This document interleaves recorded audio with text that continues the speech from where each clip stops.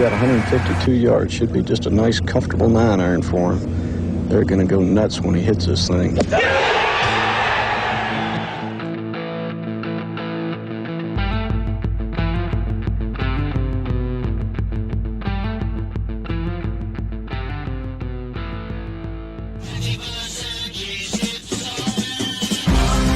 That's dirt. Yo, yo, yo. Ladies and gentlemen, boys and girls, children of the internet, welcome in to the most comprehensive, the most complete, the most dialed in, the most hopefully entertaining show covering professional golf, streaming the internet right now at 8 p.m. on a Sunday night after the Cognizant wrapped up. This is the Preferred Lines podcast. My name, of course, is Joe Idoni. At Tour Picks is a place you can find me on X. And it's an absolute pleasure to bring this show to you each and every week on behalf of the good folks over at Rotoballer PGA. 10% off is the discount code that I have available for you if you'd like to become a subscriber. Join the team. All my articles up there every week. You've got Spencer's stuff. We're continuing to add to people to the team. It is a great group over there. The promo code is LINES. You're going to type in. That'll get you 10% off any sub. Fran's here for the TGL picks. We'll get to those later. Love the commentary from the Cognizant. As you know, Fran, as anyone who's followed me has known, it is now my 11th consecutive year going to this event. I have some thoughts.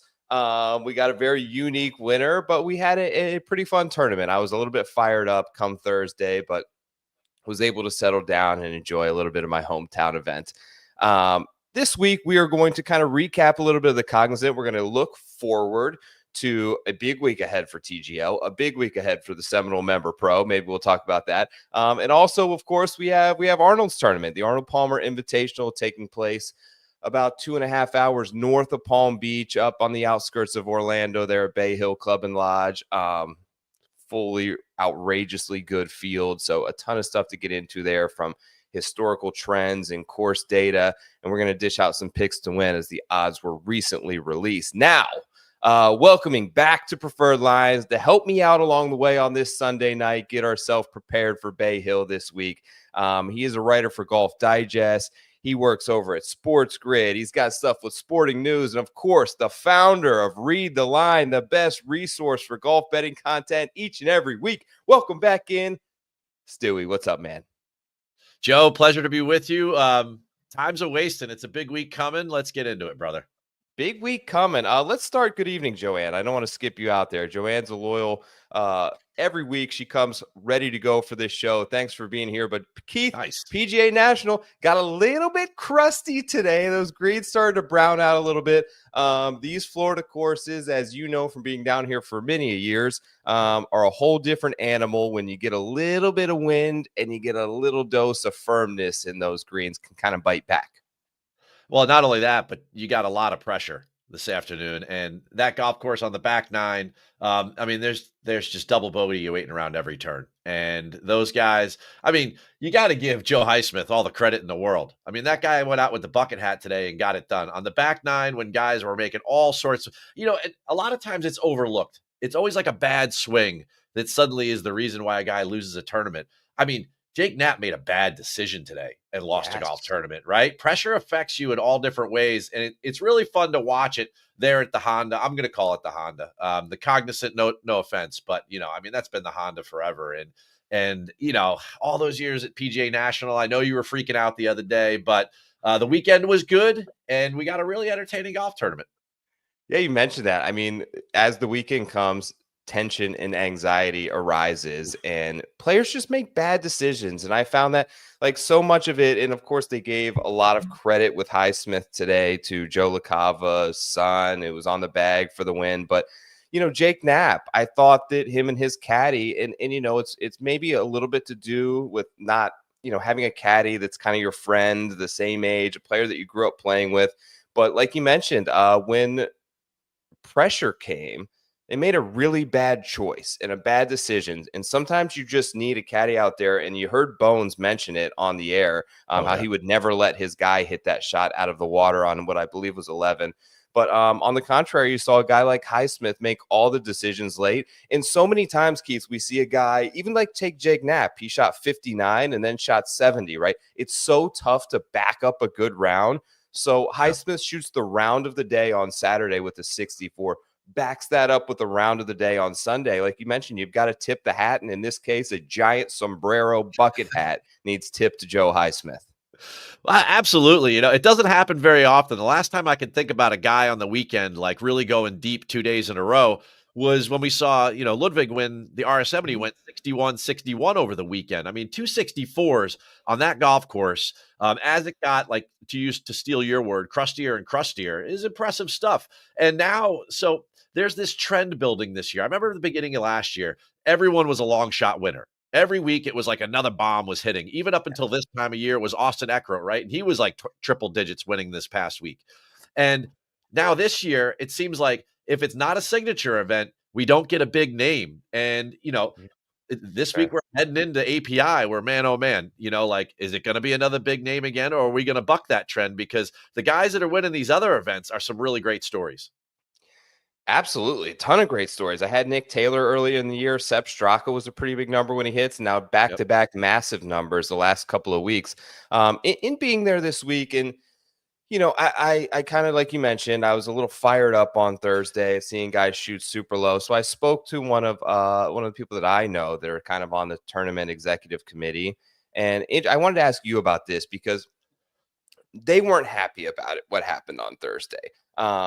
He kind of shrugged at me when I asked him, like, kind of what's going on. And I asked him, like, point blank, what's the identity of this tournament and how have you affected the playing conditions? And he just kind of looked at me and said, the tour runs the show around here. And clearly, I think despite some pushback that we heard in player interviews from guys like Damon and Berger and Horschel, who said that they weren't totally on board with this, I think the majority of the players asked for this. I think they went to the tour and said, we want Rye overseas. We want better lies. We want to be able to come here and have a more consistent playing surface. And hopefully that will attract more players to play.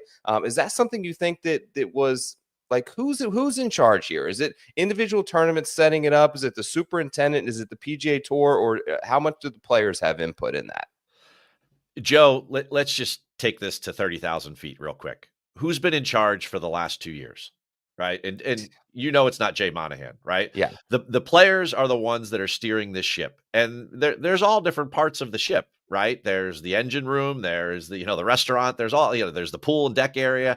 Well, I'm not quite sure where the Cognizant fits in, but players don't like to go to places and struggle. Okay. Now the fans love that, right? There's a give and take between the two, but the tour, in order to keep the players happy, is more than happy to take a little, cannon fodder across the bow when it comes to golf Twitter. They'll get yelled at all day long, but if the players are out there being superstars, they can go back to the players and say, hey, you guys look great. You feel great. You're going to keep showing up. You're going to go to as many events as possible. When we do different things, you're going to be supportive of us. And I think that that's really where the genesis of all of this comes from. It's what do the players want? How can we get the best fields possible? And then following that, as a sponsor, Cognizant, what do you want for this event? Well, what are they going to say, Joe? They're going to say, we want Tiger to show up. We want Rory to show up. Okay. Well, in order to do that, let's probably not have, the cut be 6 over par. Now, you can't control the weather. They had to know the weather was going to be pretty good. Thursday seems like it was a little extreme, but man, you were there. I was there. The place was as lush as it could be. Now, you come out of the winter with Bermuda grass and you don't overseed the fairways, the collars, the fringes, the tees and everything. It's tight.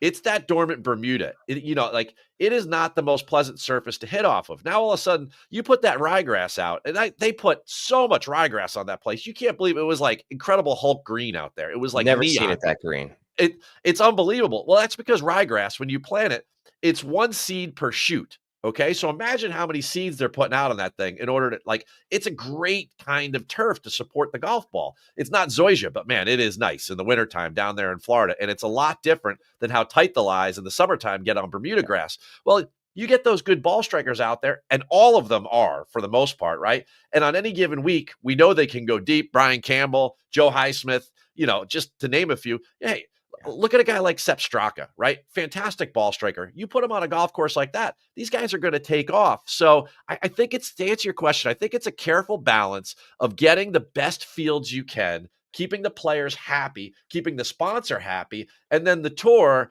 ends up being the dumping ground for Twitter and everyone else. But at the end of the day, it's tough to manage this cruise ship with all that's going on it. Yeah, and you mentioned, speaking of a couple of good ball strikers there, one of the big things that was my big takeaway for the week and being there was getting to watch Luke Clanton. I mean, the kid's an unbelievable flusher of the golf ball. His driving ability, even in playing with like Berger, he was pounding it by him. Great support system. They had 30 plus people there cheering him on, from players to family who flew over from LA and Minnesota. I talked to a bunch of them.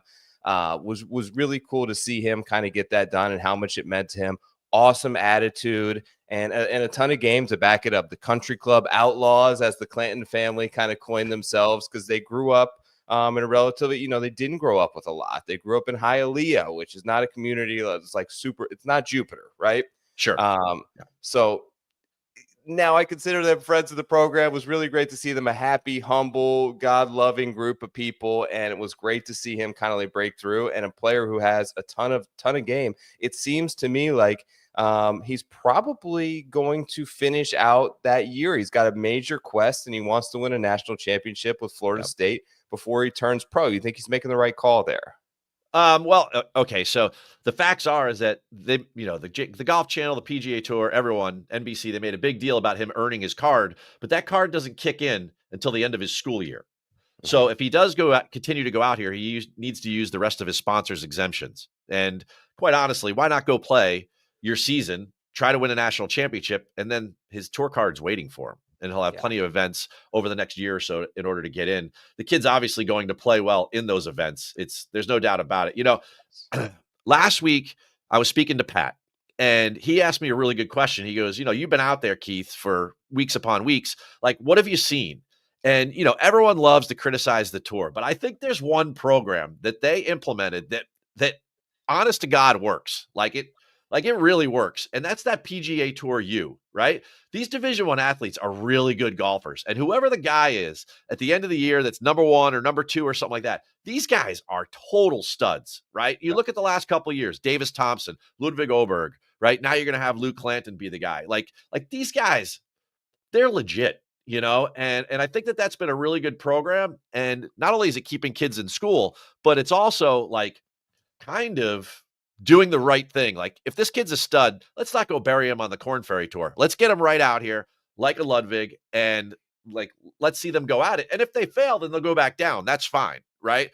But let's give them a shot real quick, because Division I elite golf right now is as good in many ways at the top as it is at the top of the Corn Ferry Tour.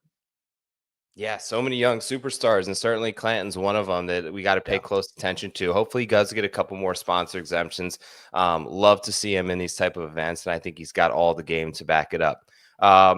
Before we get to Bay Hill, let's talk a little TGL, man. You and I have been kind of the TGL boys since week 1, covering there probably just as much as anybody.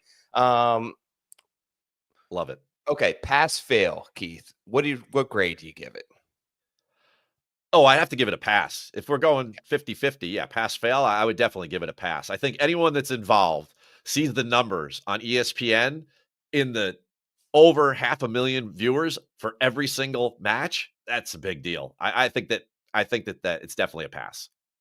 They, a lot of people, basically since like week 3, there's been these murmurs and people want to ask questions about it. Everyone immediately sees it having a little bit of success. And what do they want to do? They want to talk expansion, right? We have this thing that's working. We want to make it bigger. Do you think if they expand, what does that look like to you? What's the most likely avenue? Do you think they expand by building more of these SoFi centers in different cities, or does expansion is expansion adding teams but keeping the core of this thing hosted weekly in Palm Beach? What's more likely? Oh, definitely hosting the thing in Palm Beach, and then trying to hit more demographics with the players that you recruit in order to start some new franchises. And I think there'll be some turnover even on the teams that we've seen already. I think they're not that there'll be like relegation, but I think there'll be some turnover there as well. I think, we just talked about Luke Clanton. He'd be a great guy. We have a 1-day contract this week on Nick Dunlop. There's not a doubt in anyone's mind that Nelly should be playing in this thing. So, I think that if it were me, if I was Mike McCarley at the top and I was listening to the board, I would say, how can we expand with maybe 2 more teams and then reinvigorate or renovate the teams we currently have, go to 8, half make the playoffs, use a similar schedule, and then build from there. When you talk about players that maybe it hasn't worked for you, is it more so about like their personality isn't built for this type of environment on TV, or is it more about they're not performing well in the arena? I would say it would be more of like, is it a good fit for their brand, for their personality? I think everyone has had their moments where they've played really good, other than, Kevin Kisner and Tiger Woods. And I think that, everyone has had their moments where they've had their less than great moments playing, right? But overall, you might get somebody who's a superstar like Max Homa that says, hey, I got to take a year off from this thing and I got to figure out what I'm doing. And then you might have somebody that wants to step down like Kevin Kisner, like, hey, I just wanted to do year 1 because I did it as a favor to Tiger. Like, please give my spot to Nick Dunlop. Please give my spot to Tony Finau, who obviously embraced it. He's out there dancing before his first shot. I think that some of those questions are, some of them will be tough, some will be easy. I think some it'll kind of, water will find its level. I think the coverage is getting better each and every week. I think the players are figuring it out, right? Oh, yeah. Have you noticed that? Because like it seems like, the green, they're long golf holes. There's a lot of like par 4s pushing 500 yards. So the approach shots, they're coming from 180, 200 yards, and it's a tiny green. I don't know the exact square footage of it, but I'm sure it's much smaller than they're used to playing on the PGA Tour. Kind of has those unique plateaus, but they're hitting it at a much higher rate. They're starting to learn how to chip. They're starting to learn how to play the bunkers, and they're putting it much better. These guys are pretty damn good, and it's a kind of a testament to them how they're putting the work in. These guys are practicing. Yeah. They're going as a team. I would love to see, it seems like some of the teams are really excelling in the strategy department in terms of when to use hammers, how to work as a team, and other teams have still kind of like, it amazes me how they're not making very good decisions in terms of being able to score extra points on holes, but it's kind of baffling. But some teams are really grasping it, and it's making the product much better. Week 1, you and I were there. We talked about this a ton before it all started. And you said to me, hey, Keith, like, what do you need out of this week? And I said, I need 2 things. I need to know the technology is going to work on live TV, and I need to see the players buy in. And each of those things have gotten better as the weeks have gone on. Now, week 1, it was fine, right? Like the technology worked. This is a live sporting event that depends on a lot of technology, right? Like, and I'm not talking about cameras. You know what I'm talking about? I'm talking about like, launch monitors, the screens, the data, everything. And then, were the players going to do this, or was it going to seem hokey, right? But like, even the guys that we don't really get to know, like, that I'm the biggest fan of Patrick Cantlay, right? And I'm just so happy that like he's showing personality, right? Like, because that's why I'm a fan of this guy. Yeah, he comes across as a little bit of a jerk, but you know what though? Like, he's tough, right? And he's a top 10 golfer in the world. So it's kind of cool to see his personality in some of these other guys. Not everyone is Kevin Kisner, like the bro that everybody wants to go play golf with and, hangs out with Riggs at Barstool and everything. You know what I mean? Like, to see the other side of, and not everyone's a showman like Tom Kim, right? To see some of these guys like Colin talk and like go through different shots. Sahith gain more footing with his brand and where that thing is going, which the sky's the limit because he's such a superstar. I think a lot of those things have been a huge benefit of all of this. And I'm pretty excited about all that.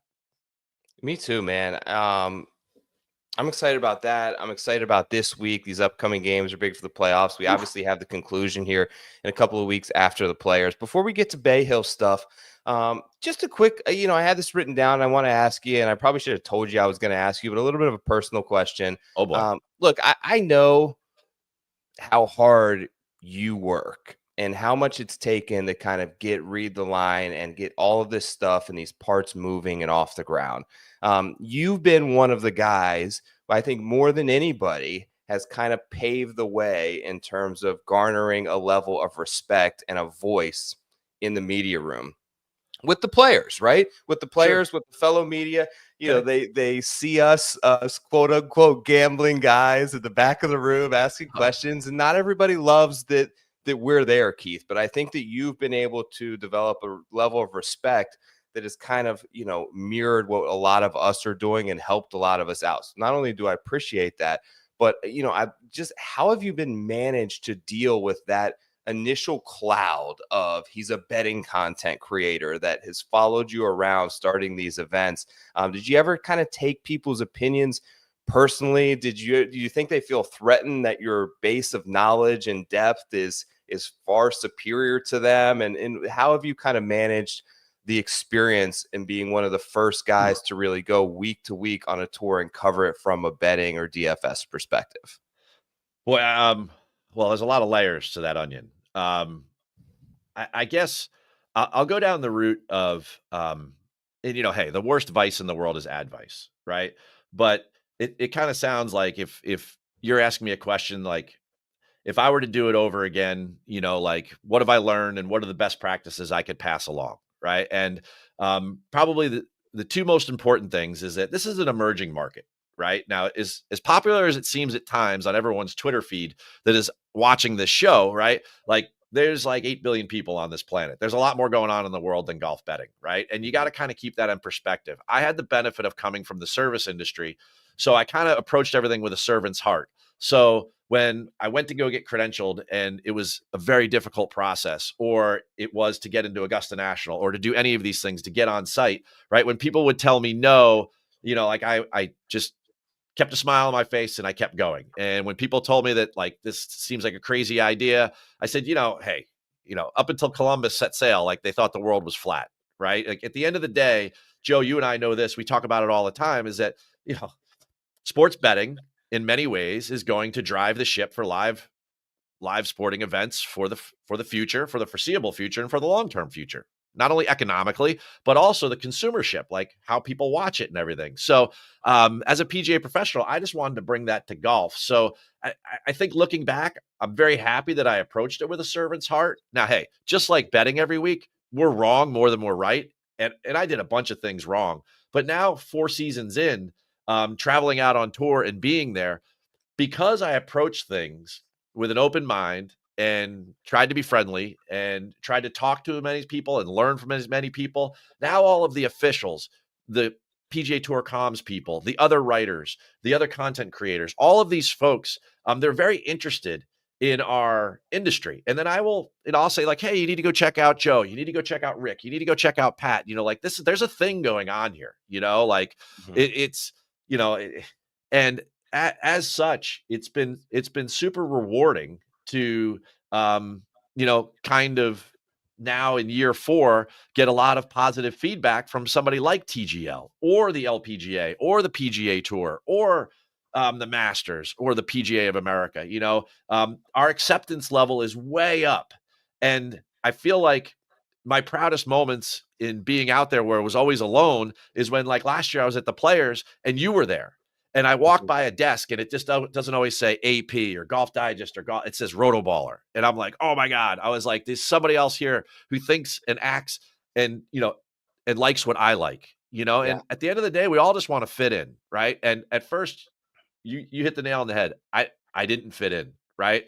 So instead of taking that the wrong way, I tried to kill them with kindness.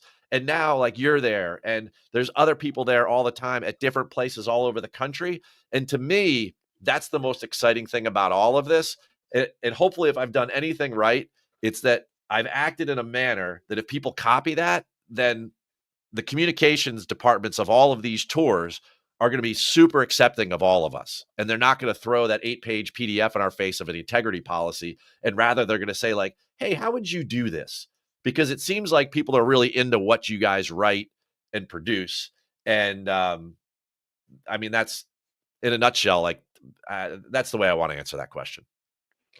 Yeah, and it's interesting because it's like how there's questions upon how do you grow the game, and there are certain avenues there in giving people instructional clips, right? How do you improve your short game? And there's a million of those. And then there's how do you grow the PGA Tour? And I think a lot of that answer lies with us. Oh We've yeah. seen it. It's proven in the data. It's been Oh yeah. successfully at this point incorporated into mainstream golf media websites. You're writing for Golf Digest every week, Keith. I mean, that was something that just a straight betting, probably something unthinkable. But now you look at every one of these mainstream golf media websites that was strictly a magazine before has now incorporated a betting piece. And it's probably, in fact, I guarantee it's the most clicked piece on their website each and every week. It's been done successfully via podcast and via YouTube. But how do we take what we've done? You mentioned it's the future, and incorporate this effectively into an actual broadcast, because we had the betcast stream a few weeks ago. I don't think it went over great. Do you have any ideas of what that could look like moving forward? Yeah, I mean, this conversation has actually been a very active one, leading up to that and then after that. And I know you know the guys over at Golf Bet, so Will and everyone has been very open to my opinion on where this can go, and if if you had the whiteboard, how would you do it, that sort of Mhm. thing. And I think what it really comes down to is that traditional golf coverage feels very tied to the TV and the camera.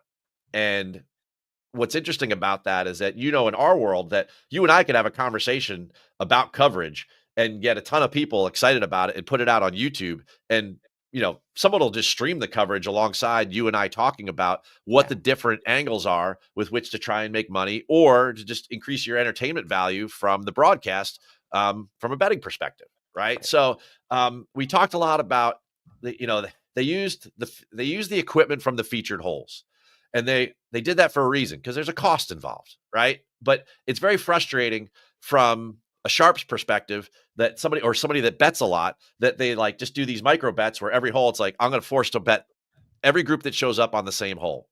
Well, you don't want to do that. I don't want to do that. And a No. large majority of our audience doesn't want to do that. Right. And then the second thing was that, like, can we get away from micro betting? And then can we get more into a conversation about what's really going on in the golf course? Well, there's a main feed out there too. So there's a lot going on there. We would love to have a ticker, and the ticker doesn't need to, an odds board. We would love to have, there's a leaderboard up there all day today at the Cognizant on NBC, right? Well, why can't there be a leaderboard, our kind of leaderboard, right? And, why can't we see where guys stand against the top 10, the top 5, the top 20? So, like, all of these, I can assure you, all of these conversations are currently happening, and we're heading into the Players, which is their flagship event, and they're going to try it again. And I'm in Orlando this week, and I know that there's a meeting that we're going to have, and we're going to talk about this some more. We do have to take it slow, and we certainly need to embrace more of the golf. I think at times where the last betcast missed the mark was that there was just a lot of betting talk. And I think at the end of the day, if someone's going to watch any kind of golf coverage, if it's a certain featured hole, a featured group, the main feed, just NBC on weekends, ESPN Plus, whatever they're going to watch, right? They are a golf fan and a golfer to begin with for the most part. So, like, you just can't sit there and go like, hey, it's Joe and Tom and Keith on this next par 3, and then boom, and then like the next one, like we need to put this all in perspective, right? And I'm sure that everyone will get there.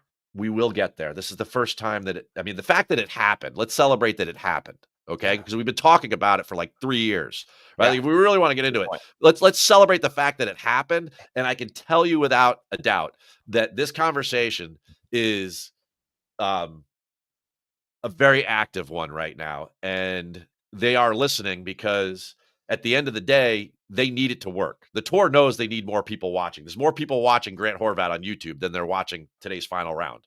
And you and I know that's a fact, right? So hence the Creator Classic, and they're putting that guy on the golf course on Wednesday, right? Like, the tour's playing the same game as anybody in order to try to, negotiate audience from other people. So they know they need to do this. They know they need to embrace more of our world. They're trying it. It's a pretty big cruise ship. Yeah. You know, it's not a speedboat. You don't turn it real quick on a dime. You turn a cruise ship, takes 3-4 miles on the ocean, and it happened. They're listening. It's going to get better. Don't, like you mentioned, you don't have to talk about everything. I don't need odds on if Peter Malnati is getting up and down out of the bunker. Yeah. We could use a pre-show, we could use a post-show. Like, that's where we can do the talking, but all in all, just show the golf and have informed people like yourself, like Rick, like Pat. Just do the coverage and just show us golf shots and talk to us from that perspective, because I feel like you guys, and I want to say us because I want to selfishly kind of include myself in the world here, but we know a lot more. Like, it bugs me and it bugs people, and it bugs people that watch this show when I hear the coverage this week and they talk about what a great ball striking run that Matthew Pavon is on. Like, he's not. He's simply not. And it bugs us when they talk about Corey Connors as a great chipper and these things. Like, that's where if you integrate people like us into the coverage, we're going to give good data, even if it's not directly related to a micro bet. Is he going to make birdie or par? They're going to be able to add something of value to that coverage. And then the betting takes place pre-game and post-game on a show, I think, is the way that ultimately that's got to work. I mean, as luck would have it, they just always pick the most polarizing people to make comments on that are inaccurate. And then you just end up like losing your mind. It's kind of funny, you know? I think at the end of the day, why I'm bullish on the Betcast is that one of the questions that I posed was that I said, who is this for? And they were like, what do you mean? I said, well, who's the target consumer? You know? And they were like, it wasn't necessarily crickets, but it was pretty quiet. Right. And the idea is that, okay, so if it's for people that are active bettors that are super sharp and that's what they want to do, and they want betting coverage, right? Nobody bets like that. That's a sharp better, right? They don't micro bet like that. Okay. They don't just pick one group because they're on a hole and then they're forced to betting it. That they just don't do that. Right. And then the other side is that the vernacular they were using and the way that they approached everything was certainly not for novice bettors, right? Because there was a high level of base knowledge that you had to have in order to listen to that Betcast and actually know what was going on. Like, no one ever explained what a money line is. No one ever explained why the number is plus or minus. And like, they do anecdotally, but like, you have to educate people, right? So if it wasn't for novices and it wasn't for avid bettors, who was it for? Yeah. Right. So that kind of hit home. And then they were like, all right, so we need to direct this in one direction. I said, yeah, you pick whatever direction you want, right?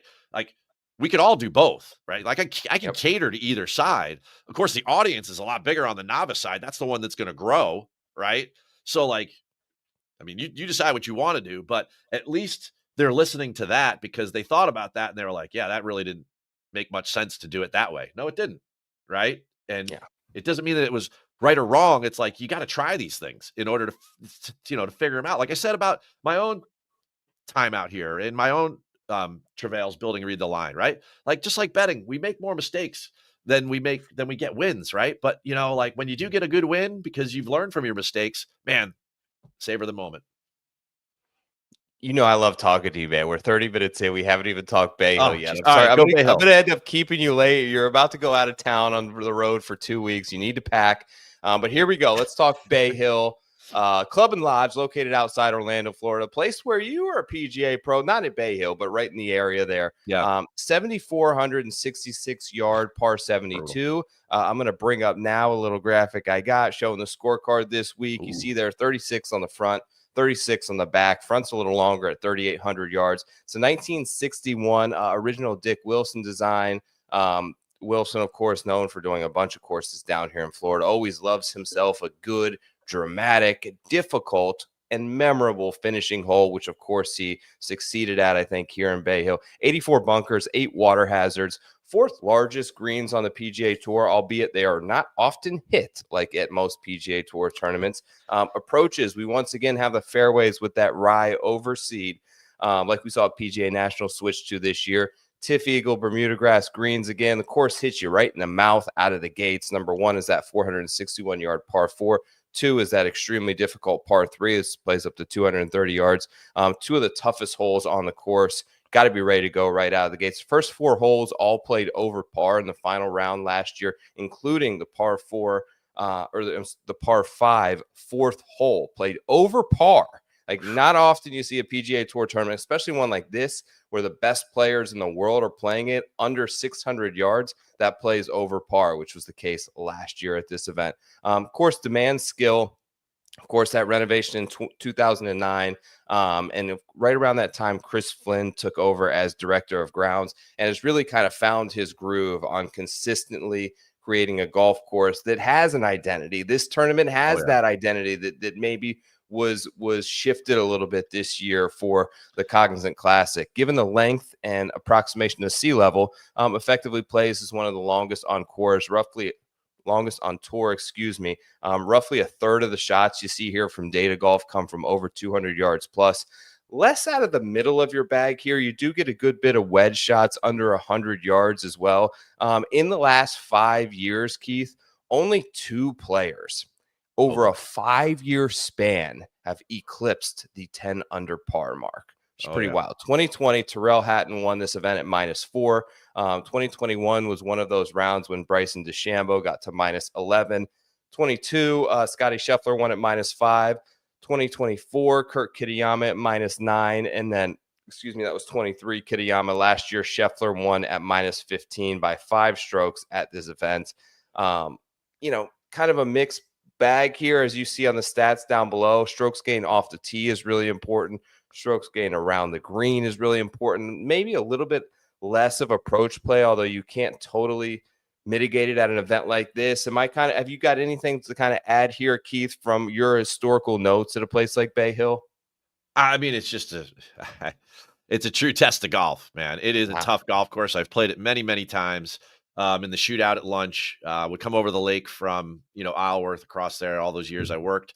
And when you got the invite with one of the members that was a member at both places, and it was late February, early March, and the overseed was kicking in and they were getting ready for the tournament and the ropes were up and everything, you better bring your A game, because I tell you, the place would beat you up. And you were always happy when the tee times came out in the shootout, which was the men's game every day at lunchtime, and you got to the 10th hole first. Because you could go, even though 11's hard, like, it's much easier to start off the back than it is off the front. Yeah. You could go double off the front, and you're like, man, like, what? Like, I got 16 more holes of this. Like, and then you had to finish on 17 and 18, right? I'd rather that be holes 8 and 9 for me, right? And a lot of people don't know this, that there's 3 nines there, right? So the front 9 is called the champion 9. The back 9 is called the Challenger 9, and then there's another 9 which they use for parking lots and hospitality called the Charger 9, all named by Mr. Palmer, and really that's the identity of this event.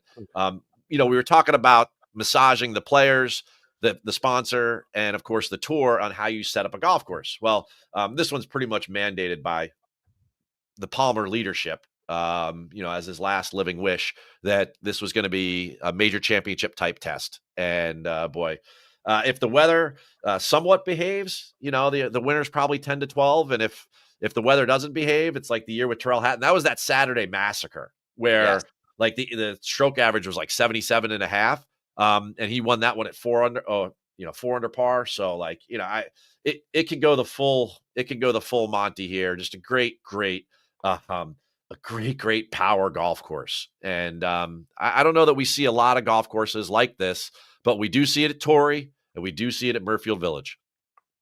Yep. I think the defining skill here for me that I have in my notes is you got to be a lead off the tee. Total driving, solid blend of distance and accuracy. The rough is so difficult to judge. And you see that, driving accuracy historically is right around 55%. That's deeply below tour average.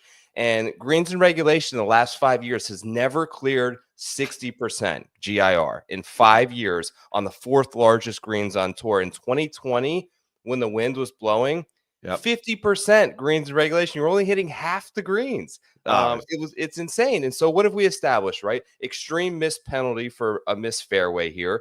Greens and regulation rate very low. Can't emphasize more like the importance of short game in that aspect. You're only going to hit half the greens. You got to be able to scramble. You got to be able to get up and down. And it's often tough. Strokes gain around the green and stuff like that is maybe less predictive by nature than some other stats, because you have different lies, especially on the Bermuda. Is it tight? Are you going short-sided? All that kind of stuff. But you want to find an outright winner here. They've got to dominate around the green. They've got to dominate off the tee. Scheffler was right. Scheffler was first in strokes gained around the green last year. I'm going to go through here some of my stuff from BetSperts. You see they're scrolling across the bottom. Promo code TOURPICS will get you 25% off at BetSperts. But this is strokes gained off the tee. I just kind of wanted to highlight some stats here, Keith, so kind of bear with me a second. But last 36 rounds, you see Rory. What's that, Keith? This is interesting. Let's do it. I love it. Yeah, so Rory at the top. This is just last 36 rounds, strokes gained off the tee. You see there on your left-hand side. And then I filtered it out with courses with a high missed fairway penalty. In previous years, missing the fairway at Bay Hill is 5 to 6 times worse than missing the fairway on a regular PGA Tour course. It is paramount that you hit them. The penalty for missing them is severe. And those are the guys you see there: Scotty, Victor, Ludwig, Rory, Hideki, some very familiar names on courses when it is extremely penal to miss the fairways. Going through some kind of other stuff, approach proximity. You see there on the right-hand side, I have 200 plus last 50 rounds leaders. And then inside of 100 yards, Hideki's been the best inside that wedge range. Tom Hoagie, Russell Henley, you would probably think are up there. Wyndham Clark is up there, which I'm sure we might get into a little bit later. But those are some proximity numbers in terms of the approach ranges that are most often hit at Bay Hill. Strokes gained around the green here. You see Cam Davis, Davis Thompson, JT, Rory, Minwoo Lee, Adam Scott. You got the Aussies up there, and strokes gained around the green are doing pretty well. That's over the last 36 rounds. I also, one of the really cool things about BetSperts, I think it's the most data you can possibly add into a model, and really easy to sort things out. So this is just who's gaining the most strokes in Florida. Last 36 rounds played: Scheffler, Lowry, Hovland, Connors, Burns. Guys who have been dominant on very familiar conditions across what we saw at PGA National, Bay Hill, Valspar, and Players. Those are the 3 events in this swing. And these are the guys who are the best finally at Bay Hill. You got Rory up at the top, gained 80 strokes gained total over his last 36 rounds here. Pretty wild stuff, nearly double the next best guy at Bay Hill, which is Matt Fitzpatrick. Scheffler would be up there, 45 strokes gained. You see there half as many rounds as Rory, less than half. So he's on a pace to be much better in a per round basis. But just looking at raw strokes gained total, Sung J M has been really good.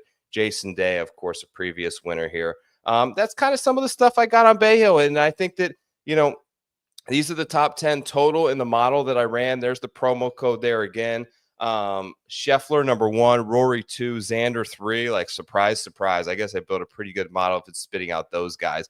But Hideki, Cantlay, Hovland, Aberg, Im, Henley, Lowry round out my top 10 in my stat model this week. Anything from those 10 guys that may be surprising you there in the top 10, Keith? Well, I mean, job number 1 this week, when I do get up to Orlando on Tuesday, is to find Xander and see what's going on there. So that would be task number 1. Well, that would be 1A. We'll see him at TGL. We will see him at TGL, but yeah, you want to see him there.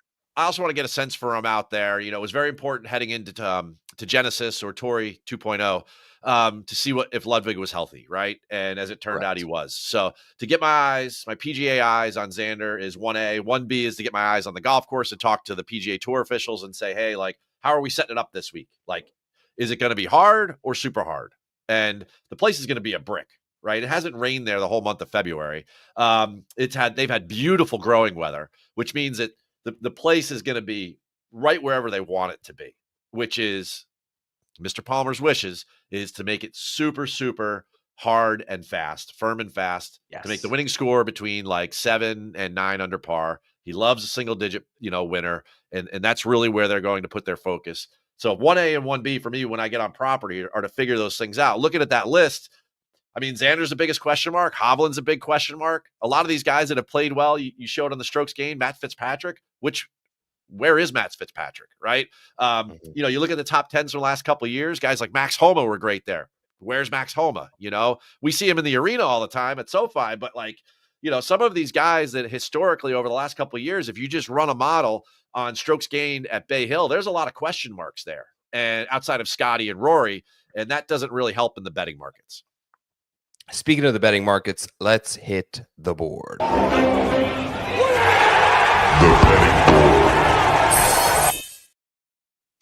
Top of the odds this week, we have got two-time champion at the Arnold Palmer Invitational, Scotty Scheffler, plus 330, Keith Stewart. Oh, my goodness. Was a little shocked to see that. Thought he may be around 5-1. I guess I was off there. Rory McIlroy, the leader in strokes gained total here, a previous winner at this event, also is 7-1.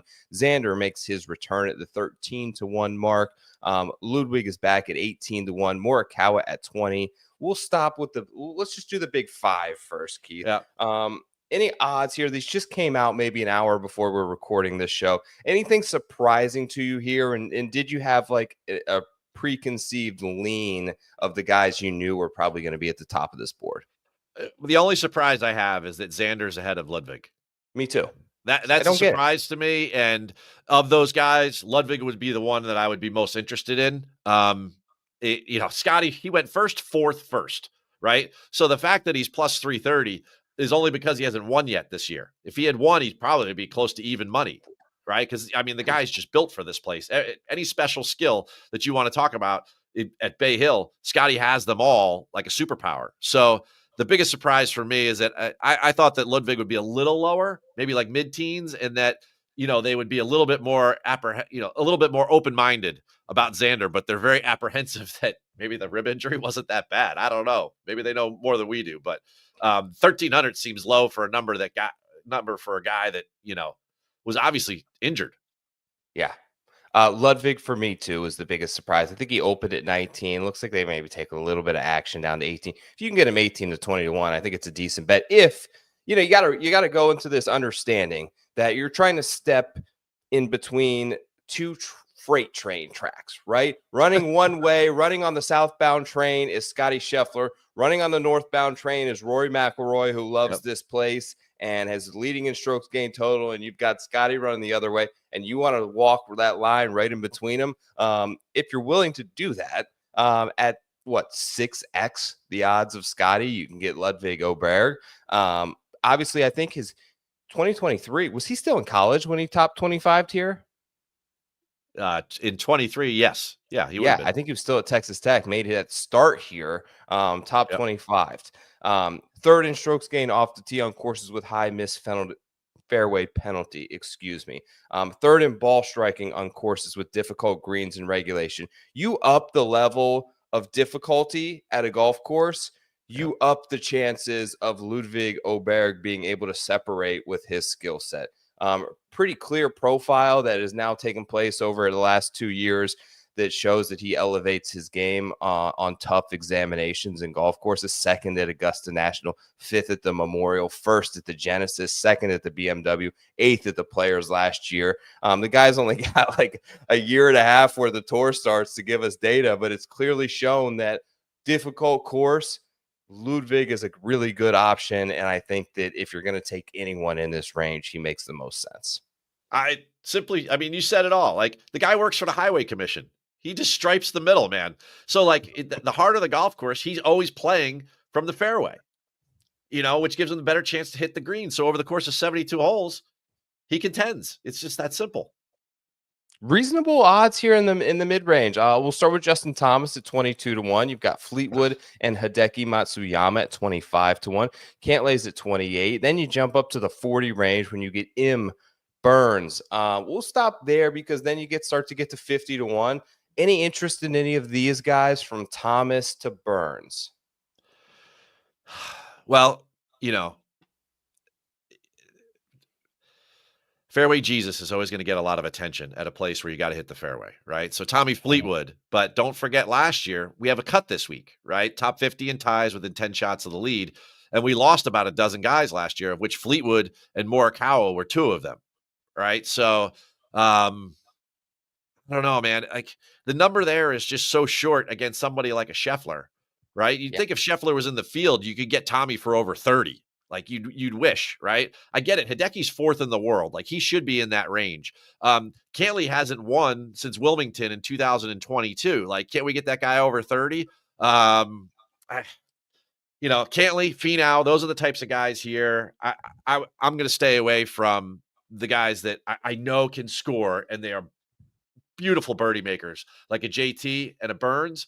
But I've bet those guys here before, and they don't get the ball in the fairway enough, and they just can't keep up. Now, they'll make 6 birdies around, but they also make 5 bogeys, and that doesn't get us anywhere, right? So I think I in that range, I would definitely go more with consistency. Think about this a lot more when I get there and I see these guys hitting the ball. But I would go with the more well-rounded. Like, one of the guys that's getting a bad rap with TGL, not to like beat a dead horse with TGL, but like Hideki, man, the guy's 4th in the world, and everyone's like, oh, he's leaving the ball in the bunker and everything. Well, maybe there's a problem with the bunkers. Like, there's no problem with Hideki. He led the tour around the green last year. So like, Hideki for me, Cantley, guys like that, Finau, that are just going to be in the fairway and deep out there, to me, have such an advantage over guys that miss the fairway at this particular ballpark. Look, you're going to put guys in this range, 22 to 45 to 1. They're all good players, right? They all have upside. But who's the one guy in this range that's winning? Hideki, yeah. Right? Exactly. JT's not winning. Fleetwood, Cantlay, Burns. They aren't winning tournaments. Hideki's winning tournaments. Yeah. 3 top 20s in the last 4 years here. This is not saying I'm either between Oberg. I haven't made the decision, but if I skip the top, I would love to see like 28 on Hideki, because for some reason he always seems to have an additional level of value in this range to me. But 13th is the Genesis coming in, T25 at the waist.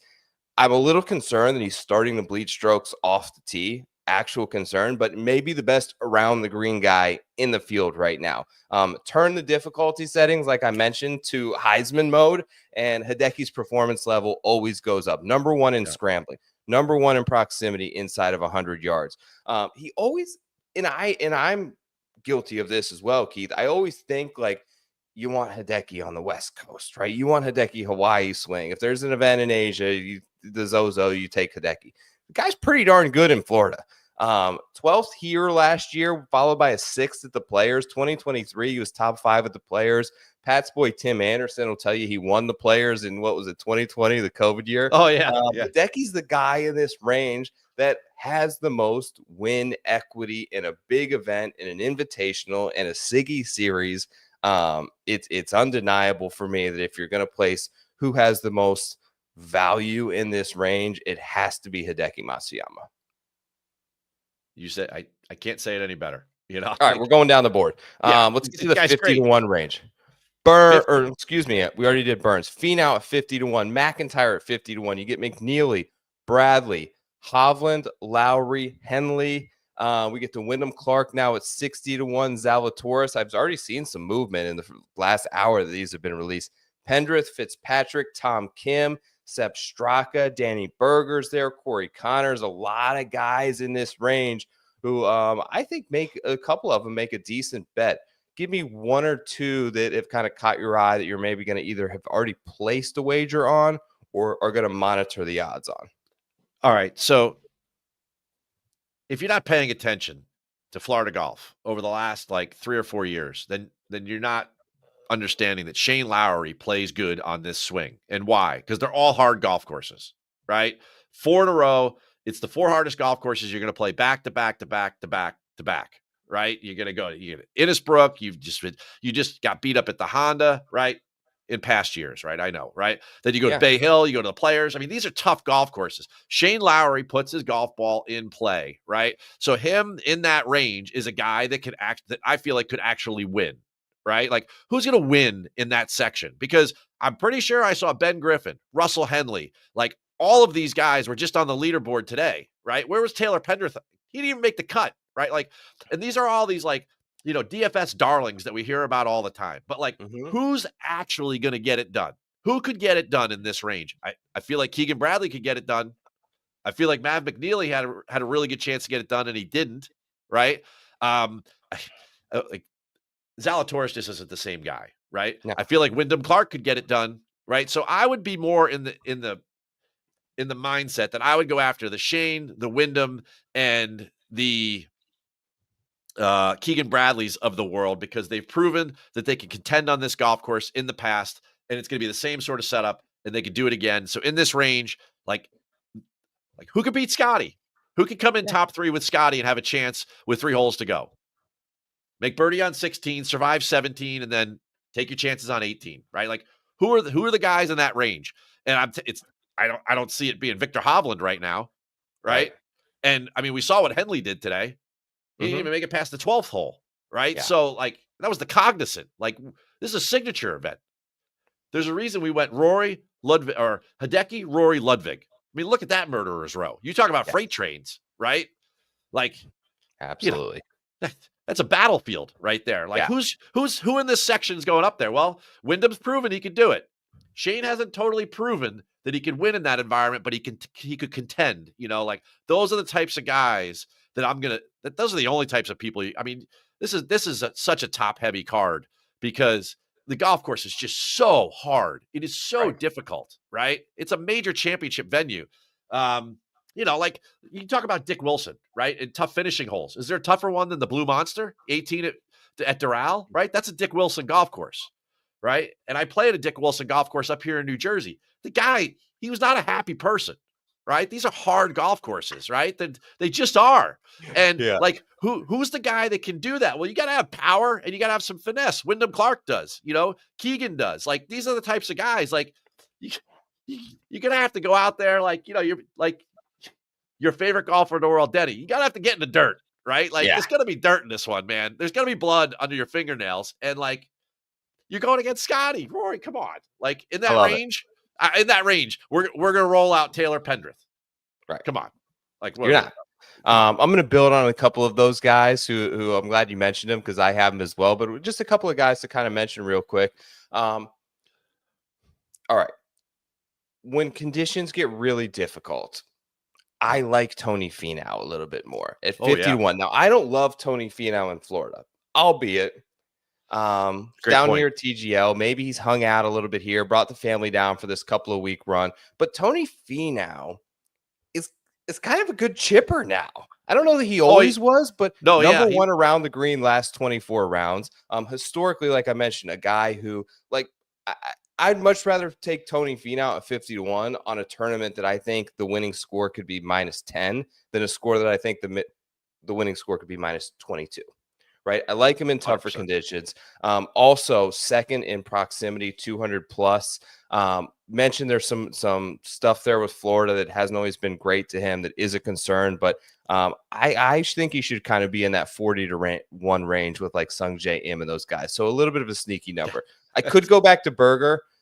He lost it over the weekend. But I think he was sick, dude. I watched him very closely. He was crouched. It looked like Ludwig at Torrey Pines the first time on like Friday afternoon, where I don't know if it was heat. He said he didn't eat enough and he wasn't feeling well, but the guy totally lost it. And then if he could have just stayed in it, man, like when he dumped it, when he 3-putted 14 and then dumped it in the water on 15, it was obviously over.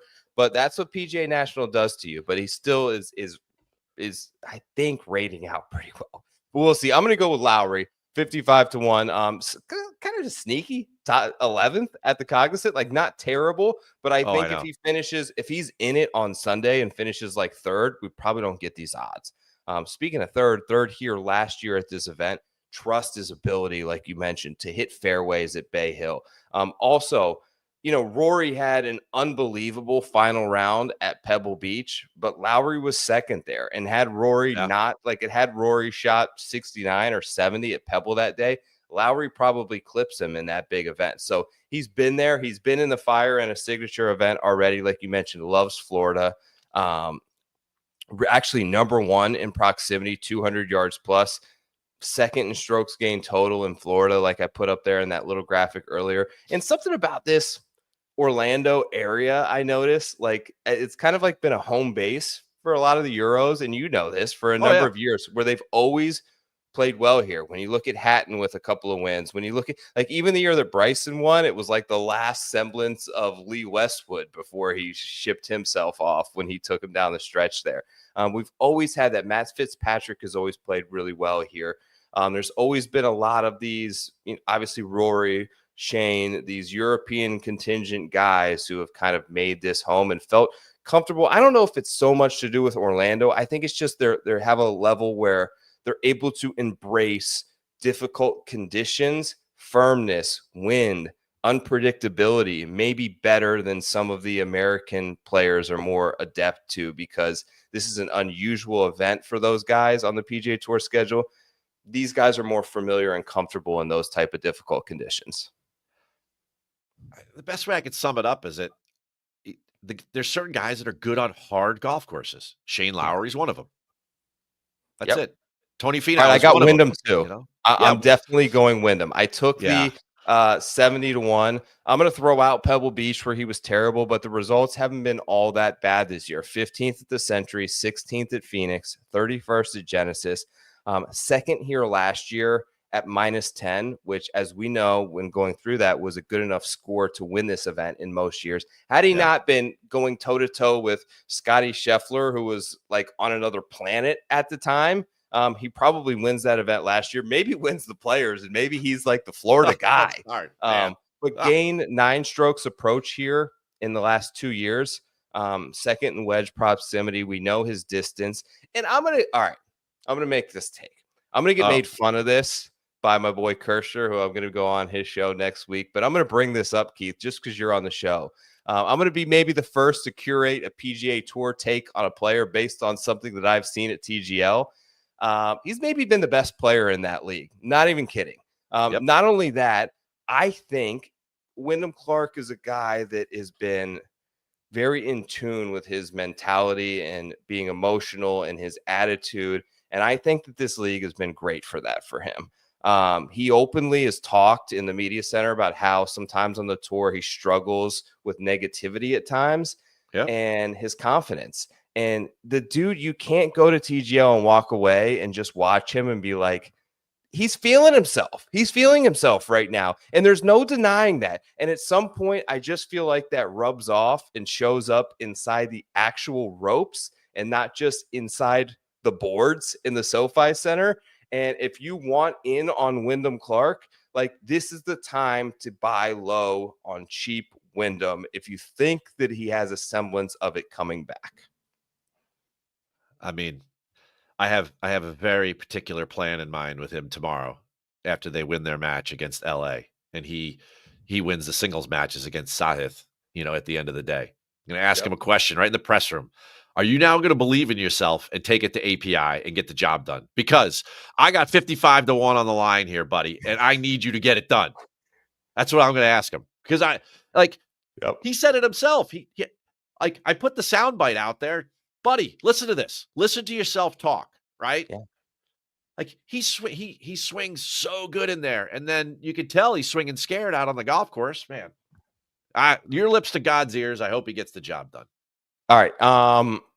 I'll just rip one quick long shot. I don't know if you have one or not, but I do. Jason Day is at 80-1. I think that we'll see 100s tomorrow on Jason Day. Ball striking has been improved out of Jason Day. 4 out of the last 5, he's gained ball strike. He's not putting it great, but he gets off POA grass and back on Bermuda that's hyper quick, and he's done well here before. He's gained strokes putting in 7 of the last 8 tournaments at Bay Hill. If you're looking for a regression to positive putting for Jason Day, it's probably coming here. A T3 at the Amex was the tournament that he's played this year that I think most closely resembles like the type of greens. They're not POA. Like he just played all the POA events. He played Pebble, he played Genesis, those ones, and he did not putt very well there. He's also one of only, believe it or not, there's only 3 guys in this entire field who have won the Arnold Palmer Invitational. It's Scotty, it's Rory, and the third is Jason Day.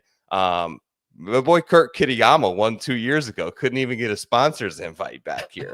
But first in 2016 for Day, multiple top 20s here, top 10 2 years ago. He had the famous withdrawal here when he took the family to Disney and it got caught on Twitter a few years back. But some guys that I trust a lot have been telling me for a while that they were kind of backing him in triple digits in majors. Why not an event that he's won, that he's had success with 55 guys in it, that he's shown a historical trend to have some good skills and success rate here. So I'm going to take him. I think we get 100 tomorrow. Ooh, all right. What do you got? I think it's Cam Young's time. Oh man, I went there this week, man. There's too many. Is there not too many bogeys for you? Because I wanted to believe, and he just makes them at very bad times. And I feel like this course is going to expose that maybe a little bit. Joe, I'm sorry. I'm kidding. I would totally not think. Okay. All right. No, because we've seen those. We've seen the lefts for quite a while for Cam Young. I didn't realize you took him this week. That was almost a bit right there because he's one of those guys around in these fields that people keep betting all the time. And I'm like, man, the guy doesn't sniff it like in a normal field. He's going to go up against Rory and Scotty and stare down, the Terminator. No, if there's a guy, the longest guy I'm going to bet, and this guy will be the longest by a long shot. I don't think I'll bet anyone over whatever Wyndham is, whatever in that Shane category, whoever I end up settling on. Right. But I'm going to go way down the board. And I saw some interesting things out of Chris Kirk this week. And if you're on Bermuda grass at a place where Chris Kirk has had some success in the past because he puts the ball in the fairway and he's an extremely good iron player, right? Great chipper too. Great, just Southeast player, Georgia Mafia, the whole 9 yards, right? Like all those narratives play out. But the putter has been an abomination for some time. But it was better through a couple rounds at Cognizant, right? Changed the tool, worked on some different things. We saw some nice things. He opened up with a nice round. He wasn't very good today, but if there was somebody down the board who I thought could win a signature event against some of these guys because he could go nuclear scoring on Bermuda grass, he would probably be the only one. I mean, there's just a litany of people down here that you'd love to say Cam Davis, and people are going to come up in content with all these names and everything, but come on, dude. What are we doing? That's the type of guy that I'm going to target further down the board. So that's the one guy, when the odds board dropped today, I was looking further down the board. And when I saw the way he was hitting the ball, he's still hitting it great. I saw him on the range down there, but to see the putting improve, and not all the numbers are amazing because it wasn't perfect every day, but he's starting to feel a little bit of confidence, and you can see his ball striking was getting even better because he was like, man, I don't have to hit it to 2 feet in order to make a birdie. Right. And he could be good down there. So that would be one guy. And if you're going to play any long shot down there for a placement or a matchup or something like that, never forget your boy, Andrew Putnam, because that guy, he is always good at Bay Hill. Love it. My boy Sean in the chat loved a little Chris Kirk action. Keith, thank you. I kept you way too long, man. Appreciate you coming on the show as always. Make sure you all go over there and check out Read the Line. What all do you have coming this week via places they can check out your content, shows, or articles? Tomorrow I'll be with you at TGL. Yep. The TGL match 13, 14, and 15 preview will get published tomorrow at Read the Line. It'll also get published on Golf Digest. And we'll be in both matches tomorrow. After that, I'm going to drive up to Orlando. I'll be at API for the rest of the week, be looking at the field, the course, the conditions.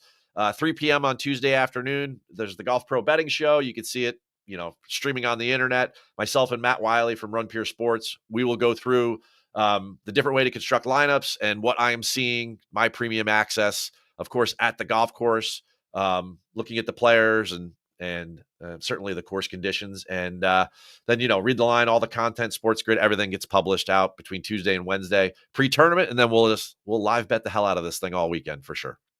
Love the show with Wiley, man. It's great. You're usually typically, if you guys haven't seen it, Keith is coming hot, 40 yards off the driving range in a full sprint into the media center in a show with Wiley. He's got all the inside scoops on who's hitting it well. It's definitely a must check out. Safe travels tomorrow, my friend. I will see you in the SoFi Center. Thanks for coming on the show as always, man. Take care. Thank you, Joe. See you, Keith. All right, gang. Long show tonight. Thanks for bearing with me. Yeah, I get my guy in here. I just start rambling. We got a lot to talk about, as always. Not like I see him every week in TGL. I'll be there tomorrow. My preview pieces will be out on Rotoballer tomorrow. If you are here, do me a solid. Subscribe to the Preferred Lines YouTube channel. Leave a comment below. Tell me who you think is going to win the Arnold Palmer Invitational. As always, it's been an absolute pleasure to be your host for tonight's show of the Preferred Lines podcast. My name is Joe Idoni. Best of luck this week. Hope you all hit a winner. We'll catch you next week for the players, baby. Early show next week as well. I'll try to tweet out that. Got a big guest coming on. We'll try to make sure that timing and show scheduling is out as soon as possible for you guys. Good luck at Bay Hill. Catch you next time. Peace.